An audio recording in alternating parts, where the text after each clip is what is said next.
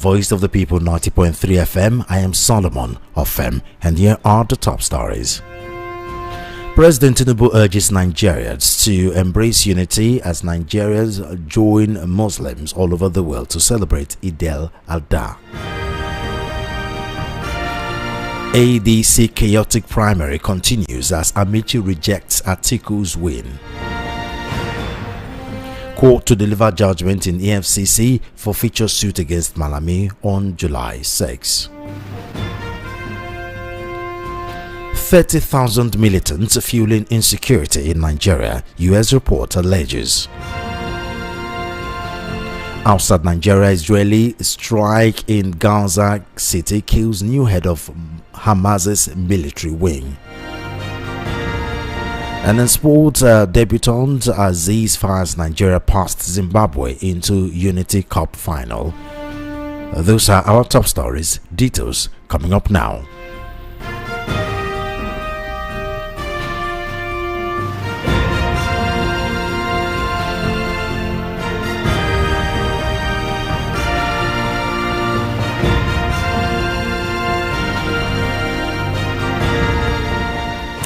First on the news, the federal government has felicitated with Muslim faithful across Nigeria and the world on the occasion of Eid al-Adha, urging citizens to uphold the virtues of sacrifice, compassion, unity and national solidarity as the country continues its march towards peace and prosperity. In a statement issued on Wednesday by the Minister of Information and National Orientation, Mohammed, the government described Eid al-Adha as a sacred season that reflects the timeless example of faith, obedience, and total submission to the will of Almighty Allah, as demonstrated by Prophet Ibrahim A.S. The minister called on Nigerians to use the occasion to deepen national unity and strengthen peaceful coexistence across ethnic, religious and political lines. He urged citizens to continue praying for the peace, stability and progress of Nigeria while reaffirming the commitment of President Bola Tinubu's administration to delivering on the renewed hope agenda. According to him, the president's administration remains focused on building a more secure, prosperous and inclusive Nigeria for all Nigerians. The minister also appealed to Nigerians to remember the less privileged during the celebration by extending acts of kindness, love and support to vulnerable members of society. Idris expressed optimism that the blessings of Eid would usher peace, love and prosperity into homes across the country, while praying that Allah accepts the prayers and sacrifices of the faithful. This statement comes as millions of Muslims across Nigeria prepare to celebrate Eid al-Adha, one of the most significant festivals in Islam, marked by prayers, charity and act of sacrifice.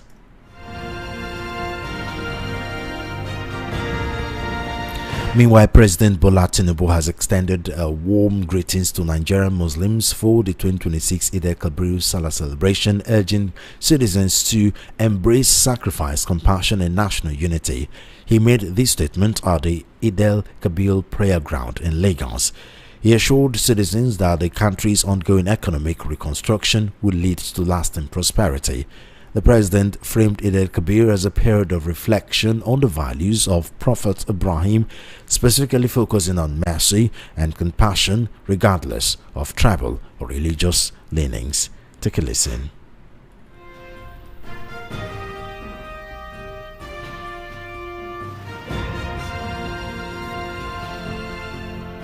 To see another year, another Eid al-Kabir.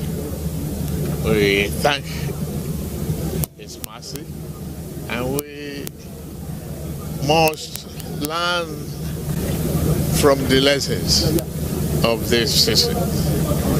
And it's showing love to one another, no discrimination, no ethnicity, no hatred, and we should share love and be generosity to one another in a way that will reflect the value of our country and the humanity in us.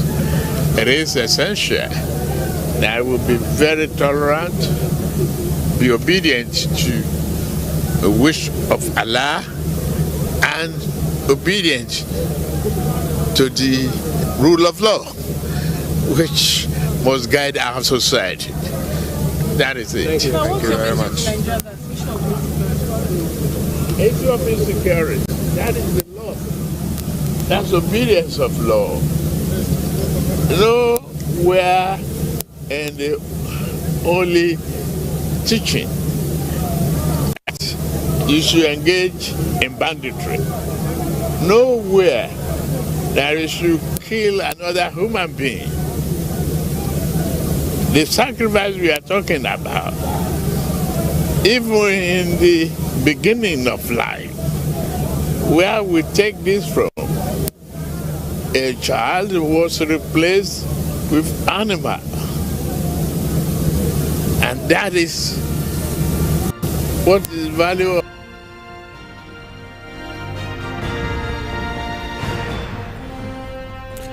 And now to party politics, where former Rivers State Governor and presidential aspirant of the African Democratic Congress ADC, Rotimi Amaechi, on Tuesday rejected the outcome of the party's presidential primary election, describing the results collated from across the country as concocted. Amaechi, one of the three contenders for the ADC presidential ticket, alongside former Vice President Atiku Abubakar and economist Mohammed Hayatu-Deen, announced his position in a statement posted on his verified X handle. The former Minister of Transportation alleged that widespread voter disenfranchisement marred the exercise conducted across the 36 states and the Federal Capital Territory on Monday. Amaechi further claimed that a significant number of party members were denied the opportunity to participate in the exercise. The former governor said the ADC was founded on the premise of offering Nigerians a credible political alternative and warned against practices capable of undermining the party's integrity. Amaechi's rejection of the exercise came barely 4 hours after fellow aspirant Hayatu-Deen announced his decision to boycott the final collation and declaration ceremony in Abuja over alleged widespread irregularities. On his part, Hayatu-Deen boycotted the collation and declared declaration ceremony, citing alleged vote rigging. He, however, did not pointedly name those behind the rigging.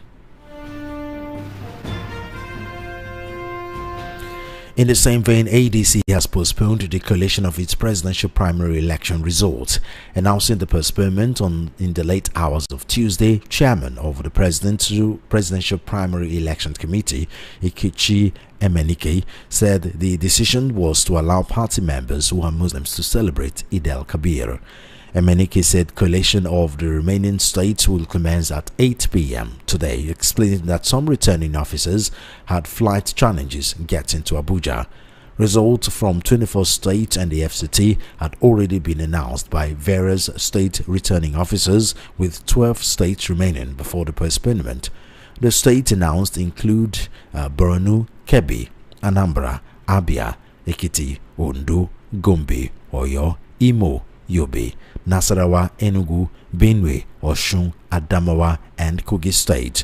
Others are Kano, Akwa Ibom, Ebonyi, Niger, Plateau, Sokoto, Taraba, Zamfara, and the FCT.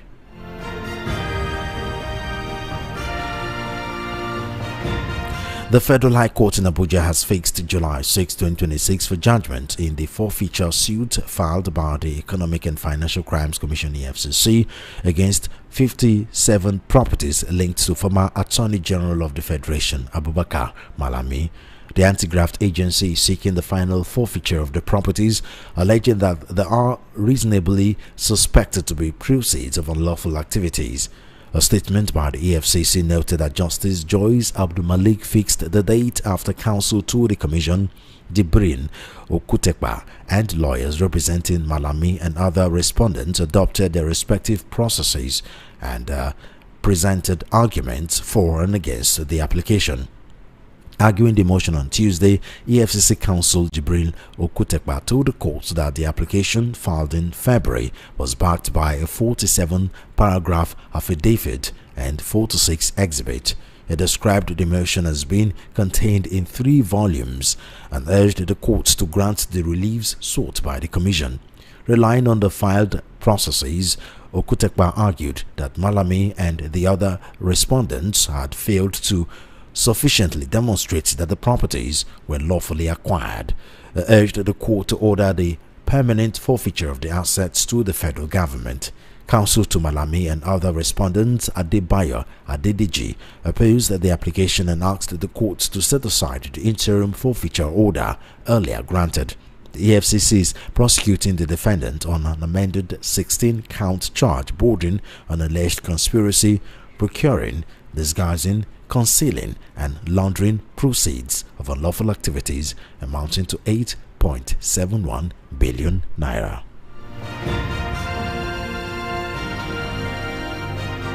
And now to insecurity, where the United States Commission on International Religious Freedom has alleged that about 30,000 armed militants are operating across Nigeria.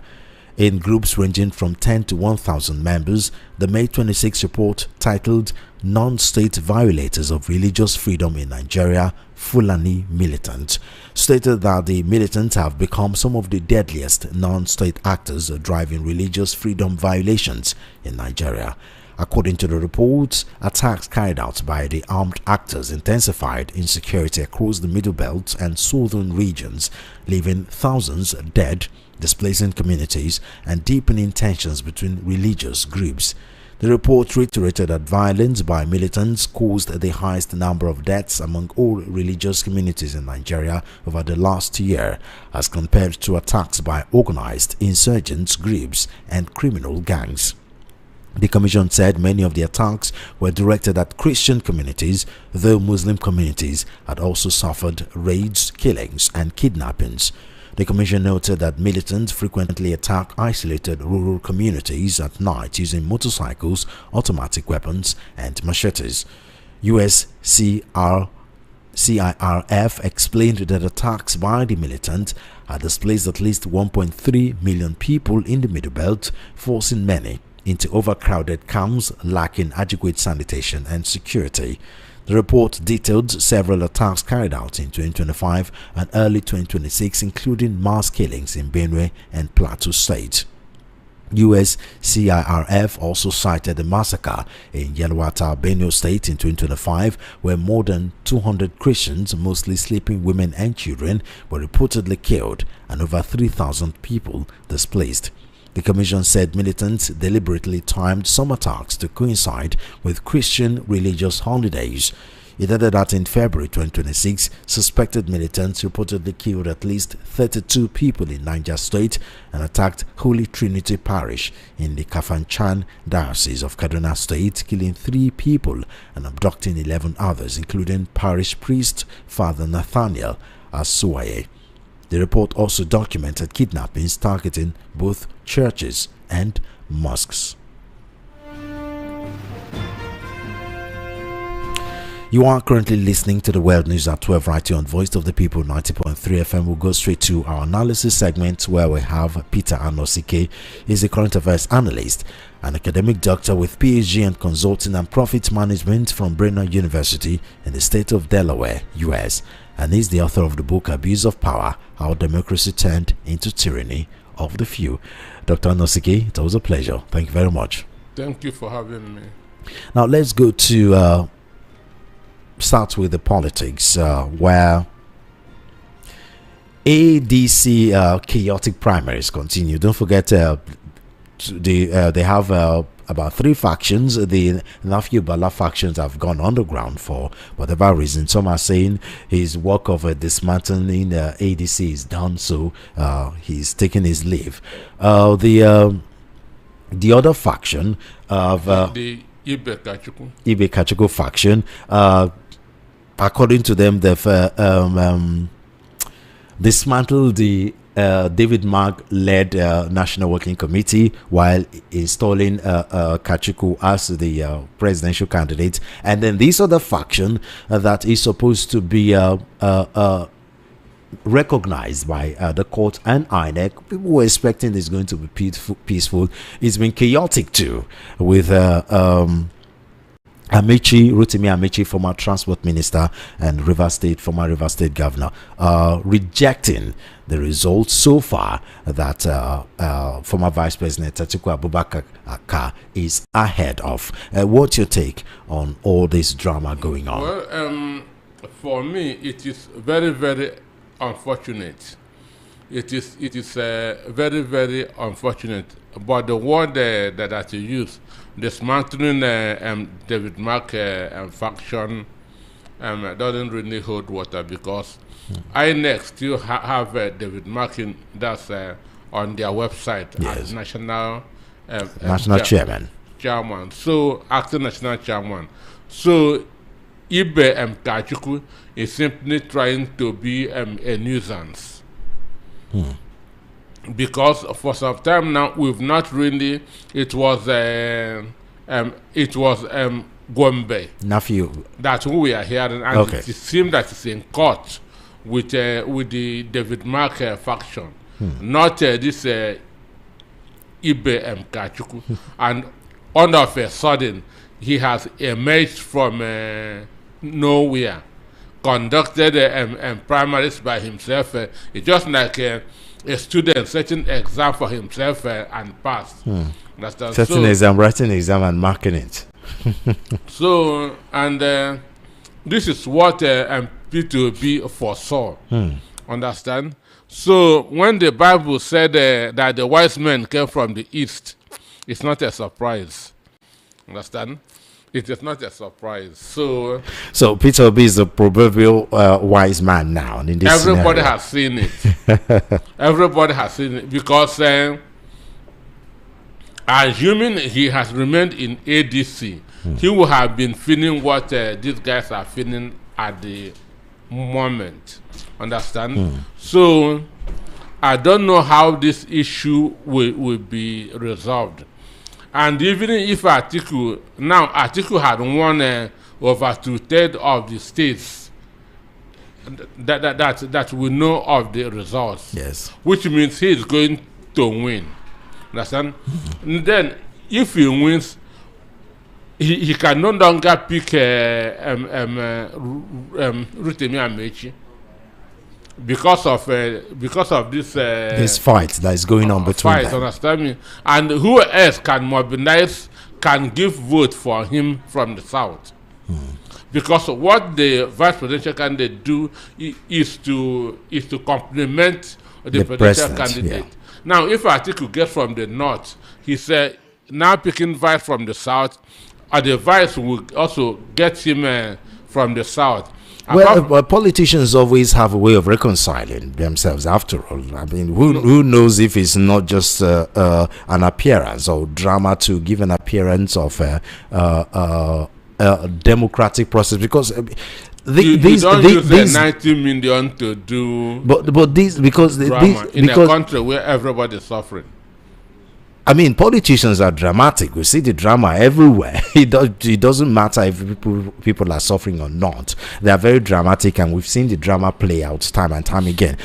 Because this rejection doesn't make sense. I mean, everybody with half a brain that follows politics will know knows Atiku will win this election. On paper, it's been called an Atiku coalition for months, which, as you said, was one of the reasons Peter Obi saw the handwriting on the wall and decided to take a leave, a repetition of what happened with PDP. So Amaechi rejecting this result, so say it doesn't make sense. No, with the results coming from the south, I don't think that Atiku should have defeated Rotimi Amaechi. So what it simply means is that Amaechi has no strong base, even in the south where he came from. Amaechi never really had a strong base. I mean, there was a reason why a lot of political analysts, when they were analyzing ADC, where the spotlight was always being pointed to Atiku and Peter Obi, at least before Peter Obi left.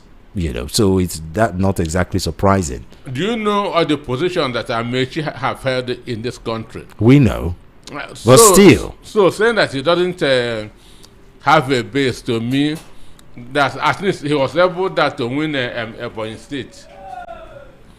He won Ebonyi State. He fell in Enugu. Ebonyi is not among the South states. And somebody who is popular in Ebonyi should be popular in Enugu, because it's just less than an hour. Understand me? That's from each other. So for me, it is a problem. It is a problem for ADC, and I don't know how they are going to reconcile.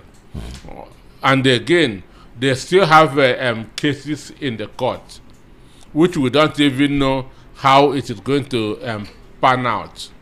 That's because if at the end of the day, court says that Nafiu Gombe is the authentic national chairman, then all the things that they have done, or the buying form of 90 million and other things, all has gone down the drain, become in vain. So they are matured. For me, they should resolve it, because other parties are watching them, especially the APC. Now, Hayatu-Deen has been neutral in all of these. What would you say about him? He's like he has just accepted the fate. He never accepted. He said, I'm not going to continue with this. Understand that due process are not being followed. And again, the contention wasn't with his. It was a 2-horse race. Atiku Abubakar and Rotimi Amaechi. Dean was never in the race. That to start with. The Dean can be compared to Stanley Usifu. Understand? Who they brought up somewhere, maybe dash him presidential nomination form. Let there be something like a democracy contention, and people have seen that Tinubu has a major victory. How can you contest with against 10.9 votes, 10.9 million votes? So for me, it was a battle between Rotimi Amaechi and Atiku Abubakar. Again, these fights or these controversies still doesn't make sense. I mean, we know that in ADC, Atiku have the biggest pedigree there in terms of experience, national recognition, in terms of the finances, and he's flexed that for years. Let's not forget this same thing happened in PDP. I mean, after are we sure that we are not over-exaggerating Atiku's finances? Are we really? Are we? I mean, because one of the things where Atiku has, according to political analysts, one of the things where Atiku have been having a plus, despite some of the minuses, is the fact that he's one politician that can go toe to toe with Tinubu in terms of finances. These are two politicians that are not afraid to spend money on the counter and counted. We know that. Nobody. Atiku's money has not been. Come on, Dr. Anosike. You know what we are talking about here. Like this. We know what we are talking about. You know what we are talking about. How are you sure that Atiku is richer than Amaechi? Everybody thinks Atiku is richer than Amaechi. You are now saying things. Amaechi was the 2 times governor of Rivers State. Understand me? Atiku stopped holding public office in 2006, 2007, and Amaechi just 2015. And after that, he became the DG of Buhari's campaign 2015-2019, became Minister of Transportation for 8 years. So are we trying? So are we trying to rewrite the narrative? Because the narrative for years has been that Atiku is very, very rich, and another thing, from reports we get, just like Tinubu, he's not afraid to spend his money as far as a campaign, as far as election, as far as politics is concerned. It is that spending of money is where there's this huge difference between him and Peter Obi. However you want to categorize the spending, however you want to analyze the spending, the point is he's not afraid to spend money freely, just like Tinubu does. At least that was one thing that a lot of political analysts have said counts for him as a plus as far as politics is concerned. Why didn't he outspend 5 years? Exactly, that should count for something. Yes, so that should count. He has built bridges all over. And that's why a Yoruba woman, he's married to an Igbo woman. That is a bridge building. And that's exactly why some will say this protest by Amaechi does not make sense. Does he really think that he can out-politic Amaechi in ADC? But it's an Amaechi coalition for Christ's sake. David killed Goliath. That is an exception, not a norm. Okay. It's an exception, not a norm. I mean, political analysts have said, they've also given that caveat that if Amaechi wins Atiku in ADC, it's going to be a huge shock. It's going to be a huge surprise. It's been an agreement across the board, So, as we can see here, that huge shock has not emerged, so shouldn't be a problem. Well, it's just like a dog biting a man, and not a man biting a dog. Exactly. This is the situation of a dog biting a man. So, but one thing is for sure, this chaos going on in ADC looks like they're not ready to go toe-to-toe with APC and President Bola Tinubu. Well, ADC is not the only party that's in the country. Yeah, but it's ADC we are talking about here. The issue, politics is not a walk in the park.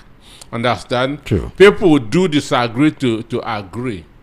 So let us see what will happen at the end of the day. For now, there's confusion. The result has not been announced. And the ADC announced the postponement of the collection of the result because of the festival.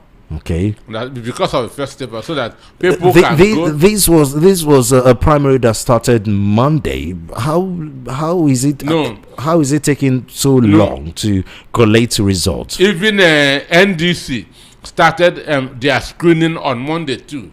So it's not like APC counting.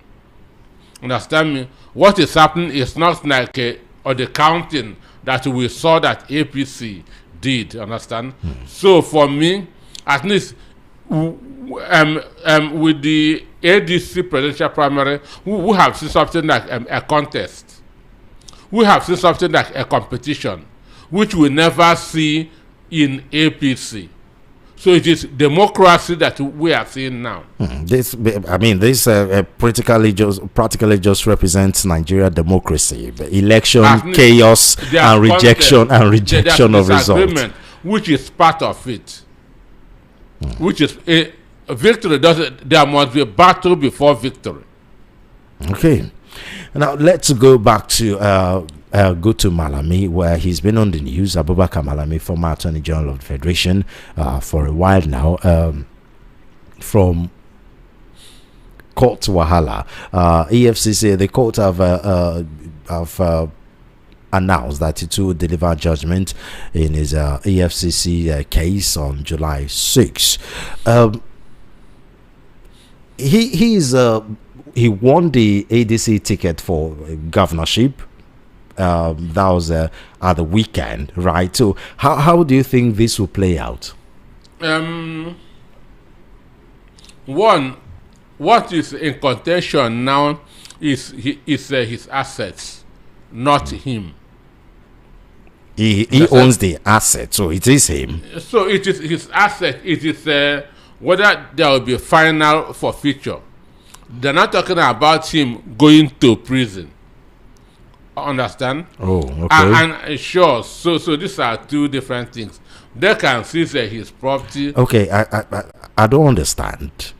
If EFCC is coming into this case against Malami, 57 properties linked to him, They are talking that about should be fraud. They are talking about forfeiture. Forfeiting this So is that where it ends? It just ends in the forfeiture. No prosecution, no prison. That's the judgment that they are talking about. Okay. That is the judgment they are talking. They are not talking about jailing him. Okay. The case here is forfeiture. Understand? And then mind you, is that a separate case to try him for corruption? No. He has a lot of cases, understand? Okay. Even the arms deal is not a part of this. Oh, okay. Understand? This is just one of the numerous legal problems sure. he's having. That's what our EFCC know, how to frame charges. One single offense, they can frame 30 charges. So the issue is this. If actually he is found guilty, understand? I mean that he did not acquire those properties through the right way.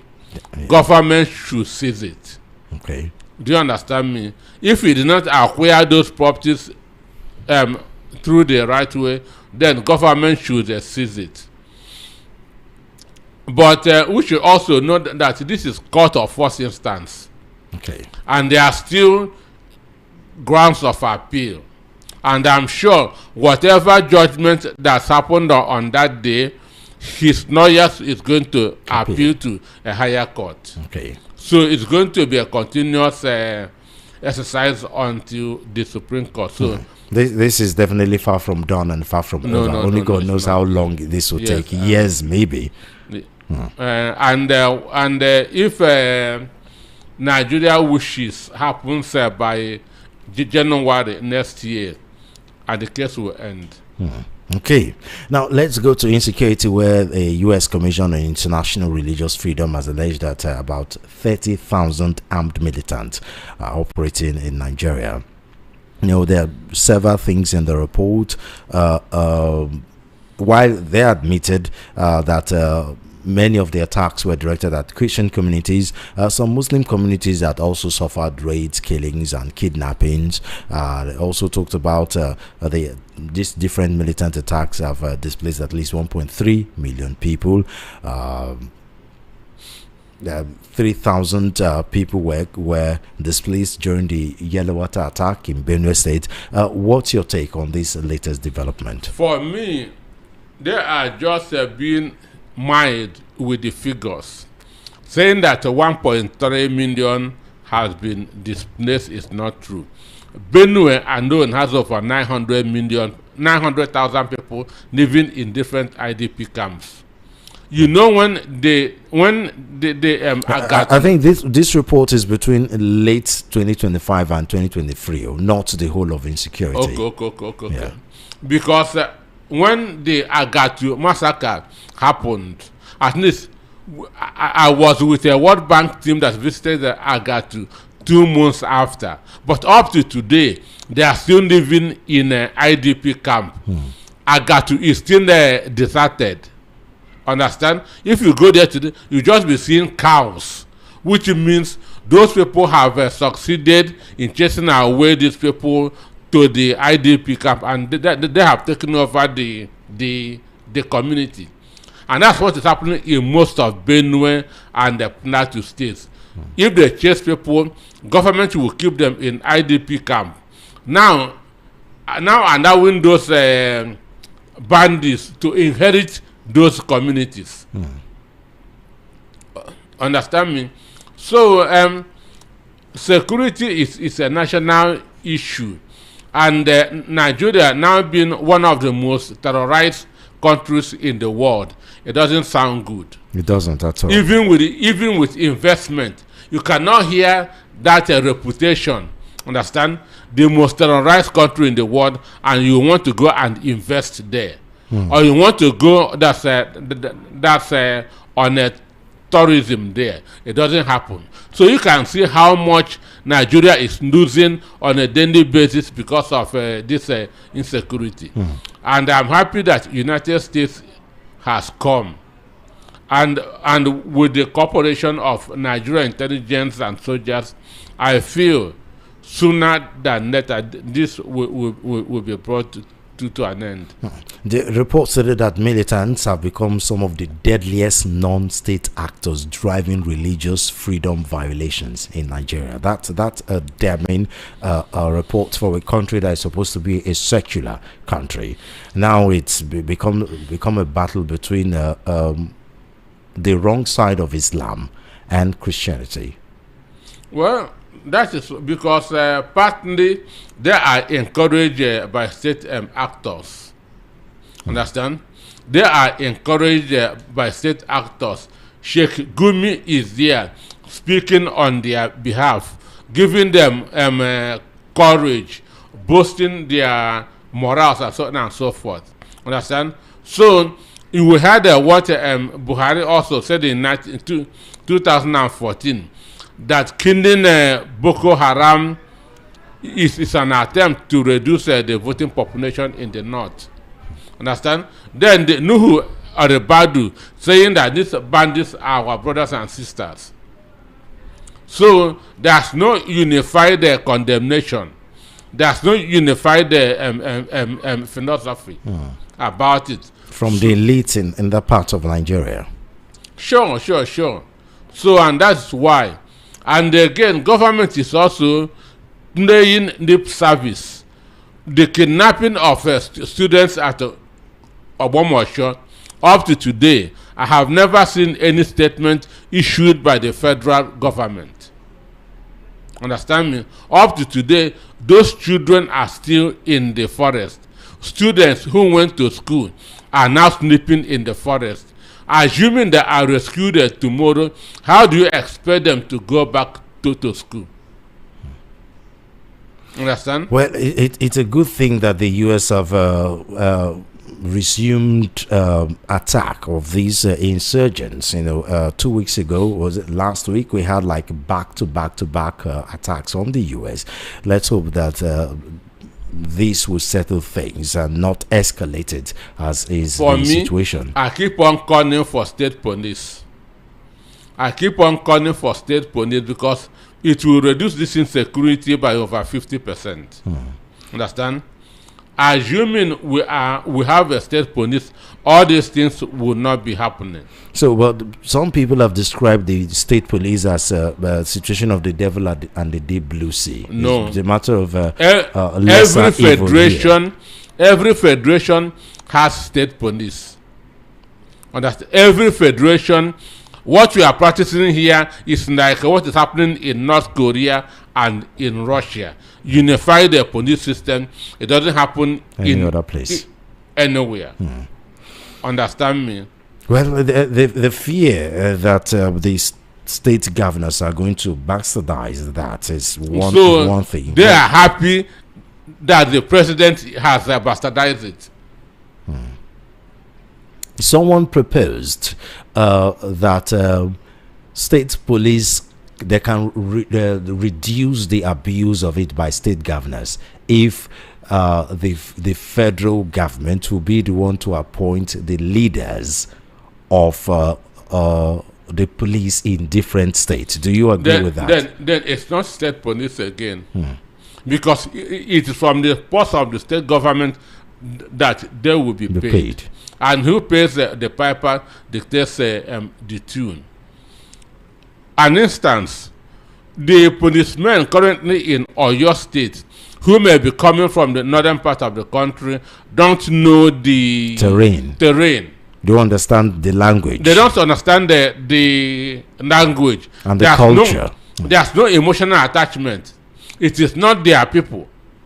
Understand me? So how can you go looking for them inside the forest?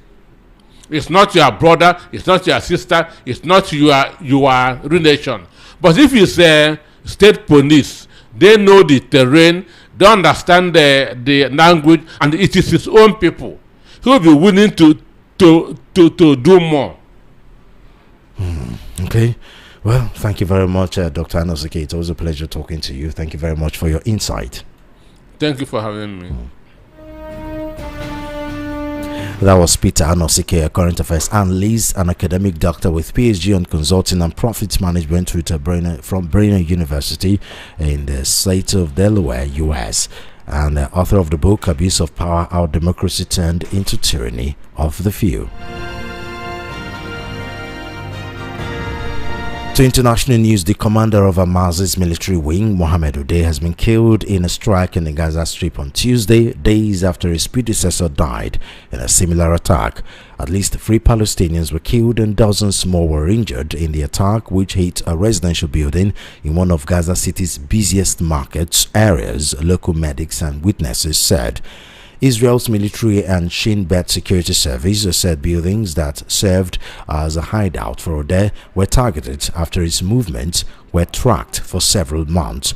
Hamas has yet to issue an official statement, but the local Hamas source and relatives said Odeh and his wife were killed along with their adult son. Despite the Israel-Hamas ceasefire agreement in October, violence in Gaza has continued in a near daily basis. Tuesday's strike hit the upper 3 floors of the Al-Kayeli building in the center of Gaza City, where streets were busy with shoppers ahead of the Muslim holiday Eid al-Adha. Rescue teams rushed to the scene of the strikes but struggled to reach the upper floors because of the scale of the damage and congestion in the area. Witnesses said at least 5 missile strikes struck the building almost simultaneously from different directions. One resident said they heard the sound of a helicopter hovering overhead before the attack. Footage from the scene showed ambulances and civil defense crews searching through the damaged building as crowds gathered nearby.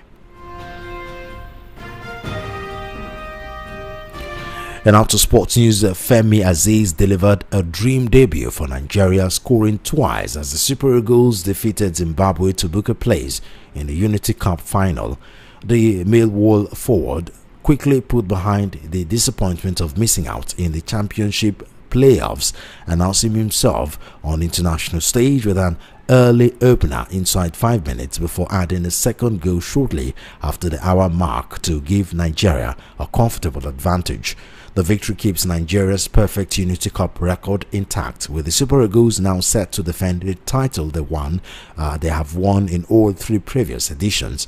They will face either Jamaica or India in Saturday's final at the Valley Stadium, home of Charlton Athletic. Tuesday's encounter had been billed as a continuation of the rivalry from the CAF World Cup qualifying campaign, where both sides played out 2 frustrating 1-1 draws. Zimbabwe's role in damaging Nigeria's World Cup qualifying hopes remained a talking point before kickoff, but the Super Eagles responded strongly on neutral ground to settle scores with an emphatic win. Zimbabwe will now compete in the 3rd place playoff scheduled for the same day as the final.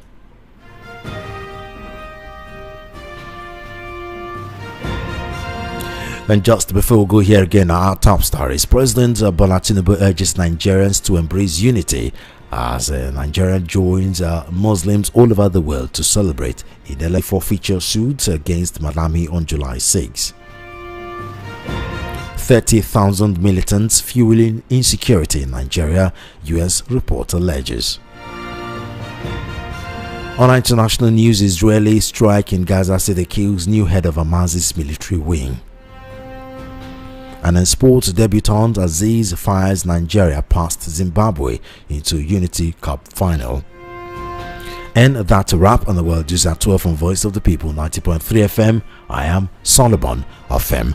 Do follow our social media handles at VOP 903 FM. Subscribe to our YouTube channel at VOP 903 FM. Good afternoon and thank you for listening.